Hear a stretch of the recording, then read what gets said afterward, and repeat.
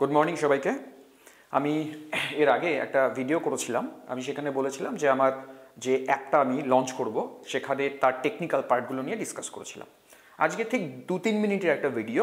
এখানে আমি course related একটা ডিসকাশন দেবো যে এই কোর্সের মধ্যে কী থাকবে, আমার প্ল্যানিংটা কী, সেটা তোমাদের সাথে একটু শেয়ার করি।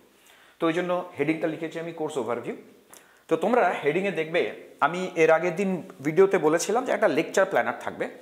তা আজকে আমি লেকচার প্ল্যানারটাকে ডিটেলে বোঝাবো যে লেকচার প্ল্যানারটা কেন, এর মধ্যে কি কি থাকবে।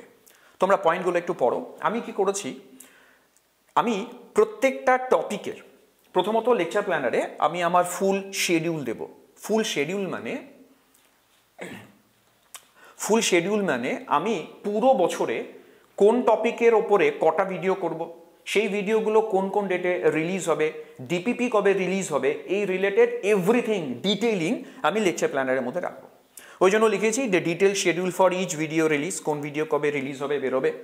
Plan dates for each chapter, প্রত্যেকটা চ্যাপ্টার ধরো অ্যাটমিক স্ট্রাকচার বা some basic concept of chemistry, এই চ্যাপ্টার কদিনে শেষ হবে, 1 মাস 1.5 মাস, কোন কোন ডেটে কোন টপিকের ভিডিও রিলিজ হবে, এই রিলেটেড। আর কি করেছি, প্রত্যেকটা চ্যাপ্টারকে এরকম না যে তিনটে ডেটে চ্যাপ্টার কমপ্লিট করেছি, এক একটা চ্যাপ্টারের অ্যাটলিস্ট 10 থেকে 15, ইভেন কোনো বড় চ্যাপ্টারের 20 থেকে 25টা ভিডিও করব। মানে একেবারে মাইক্রো লেভেলে গিয়ে টপিক ওয়াইজ ভিডিও বানাবো, যাতে কি না ভিডিও দেখার পর ডিপিপি অ্যাসাইনমেন্ট সলভ করার পর 1%ও ডাউট স্টুডেন্টদের না থাকে। এবং সেই রিলেটেড যে অ্যাসাইনমেন্টগুলো দেব সেগুলো যদি ছাত্ররা সব ঠিকঠাক কমপ্লিট করে, ওর একটা প্রশ্নেও একটা ডাউট থাকবে না। দেন কি করব, দেন যে ভিডিওগুলো করব, আরেকটা মেজর প্রবলেম আমি আদার্স অনেক ভিডিও দেখেছি, সেখানে একটা মেজর প্রবলেম আমি ফেস করেছি, আমার মনে হয়েছে ছাত্রদেরও প্রবলেম, ভিডিওগুলো খুব লেন্দি হয়। তো লেন্দি ভিডিওতে প্রবলেম কি, ছাত্ররা শুরু করে বড় অ্যাটেনশন নিয়ে, ভালো অ্যাটেনশন নিয়ে, শেষ করতে পারে না ওই ডেডিকেশনে। ওরা ধরো 2 ঘন্টার একটা ভিডিও দেখা খুব প্রবলেম, 2 ঘন্টার ভিডিওর মধ্যে কখন প্রবলেম আছে কখন প্রবলেম নেই, আমি এই প্রবলেমটাকে সলভ করার জন্য ভিডিওগুলোকে খুব ছোট করব, 20 মিনিটস, 15 মিনিটস, ইভেন 10 মিনিটস। ওই জন্য ছোট টপিক, ছোট ভিডিও, যাতে কিনা ছাত্রদের অ্যাটেনশন কখনো ব্রেক না হয়। আর যে টপিকগুলো আমি কভার করব সেখানে একদম বেসিক থেকে শুরু করে অ্যাডভান্স লেভেল পর্যন্ত। এমন না যে আমাকে অ্যাডভান্সের জন্য আলাদা কোর্স পারচেস করতে হবে, যেই জন্য আলাদা, মানে কনসেপ্টটা ঠিক এরকম না। মানে টপিকগুলোকে বেসিক থেকে শুরু করে অ্যাডভান্স পর্যন্ত নিয়ে কভার করব, যাতে ভিডিও দেখে তার সমস্ত রকম প্রবলেম সে সলভ করতে পারে। টার্গেট থাকবে আমার ওটাই। দেন কি করব, ভিডিও তো দিলাম, এরপরে যেটা আরো বড় কাজ, ভিডিও দেখে বুঝলো কিনা ছাত্র, সে নিজে যাচাই কি করে করবে। নিজে যাচাই করার একমাত্র উপায় সে কত প্র্যাকটিস করবে তার উপর। এবার প্র্যাকটিস ছাত্ররা ওভাবে করে না। আমার টার্গেট হবে এরকম, যে কন্টেন্টের ভিডিও করলাম সেই কন্টেন্টেরই একটা অ্যাসাইনমেন্ট হোক, প্র্যাকটিস সেট হোক ইন ডিপিপি ফরম্যাট, সেটা ছাত্রদেরকে প্রোভাইড করব। ছাত্রদের একটা বড় সমস্যা আমি নিজে দেখেছি, যে যখন ছাত্ররা বই থেকে পড়তে যায়, বইয়ে কি হয়, হয়তো 200টা প্রবলেম একসাথে দেয়া।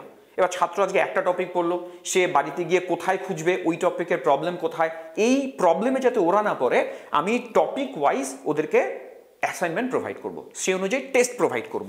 তো কি করেছি, ডিপিপি ফরম্যাট প্রোভাইড করব, প্র্যাকটিস সেট, প্রত্যেকটা ভিডিওর পাশাপাশি প্র্যাকটিস সেট পেয়ে যাবে ওরা সঙ্গে।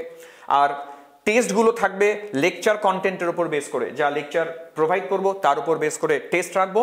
আর রেগুলার পরীক্ষা থাকবে, অনলাইন টেস্ট থাকবে, যাতে ওরা ওদের প্রগ্রেস হচ্ছে কিনা সেটা নিজেরাই ট্র্যাক করে নিতে পারে। নেক্সট আমি এখানে ছোট্ট যা বলার আমার মোটামুটি বলা শেষ। আমি একটা ছোট্ট এক্সাম্পল তোমাদের সামনে রেখেছি, যে আমি একটা চ্যাপ্টারকে কিভাবে ভাগ করব, কতগুলো টপিকে ভাগ করব। যেমন দেখো, এখানে ক্লাস 11-এর প্রথম চ্যাপ্টার সবাই জানে, some basic concept of chemistry. আমি চ্যাপ্টারকে দেখো কতগুলো টপিকে ভাগ করেছি। First day significant figures, law of chemical combination, Dalton atomic theory, atomic mass, molecular mass, mole concept and masses, then equivalent wait.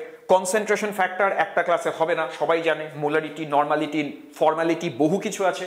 ওটাকে আমি 2টো পার্টে ভাগ করে দিয়েছি, concentration factor 1 and 2, percentage composition, stoichiometry and stoichiometric calculation, limiting reagent, খুব important. Then additionally কি করাবো, নিটের আলাদা করে পিওয়াইকিউ সলভের ভিডিও রাখবো, নিটের রাখবো, যেই রাখবো, অ্যাডভান্সের রাখবো।